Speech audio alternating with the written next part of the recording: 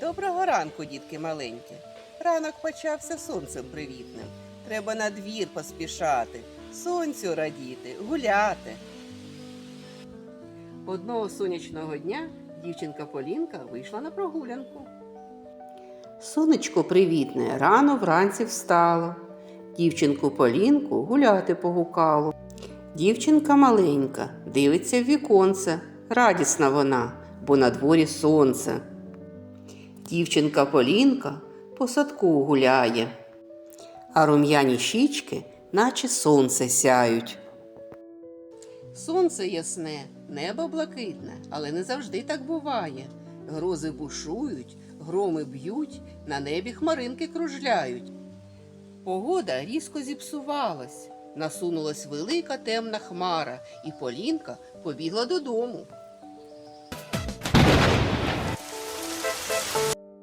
Раптом на дворі все потемніло, вітер піднявся, дощ накрапа. Миттю за хмарою сонце сховалось. Знай же, мій друже, це точно гроза. Вже на дворі справжня злива. В таку негоду краще знаходитись вдома. Гроза – могутнє, грізне, чудове явище природи. Під час грози небо стає темним, низьким, навіть страшним. Грози – одні з найнебезпечніших природних явищ. Вони супроводжуються зливами і посиленням вітру. Виникає гроза, коли утворюється грозова хмара. Це відбувається тоді, коли в одному місці повітря сильно нагрівається, а в іншому сильно охолоджується. І там, де вони зустрічаються, утворюється грозова хмара.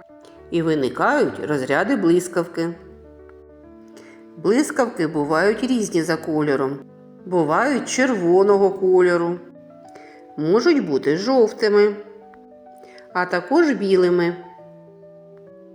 Ще вони супроводжуються громом. Гуркіт грому доноситься вже після того, як спалахнула блискавка. Гроза небезпечна для людей. Щоб не потрапити в біду, слід при грозі дотримуватись певних правил поведінки. Якщо ви вдома, зачиніть вікна та двері. Треба вимикнути усі електроприлади. Ще при грозі не можна користуватись мобільним телефоном. Не можна ховатись від дощу під деревом. Воно притягує блискавку. Ні в якому разі не біжіть. Краще присісти. Бажано, щоб земля була суха. Також уникайте металевих парканів, вуличних ліхтарів. Не можна плавати у водоймах під час грози. Якщо ви бачите, що насувається гроза, треба швидко дістатись берега. Ось і закінчилась гроза. Вона короткочасна. Після дощу вся природа наче вмита. Виходить сонечко, і можна побачити різнобарвну веселку. Ну що ж, діти, яка б не була на дворі негода, вона завжди закінчиться ясним погожим днем або веселкою. До побачення!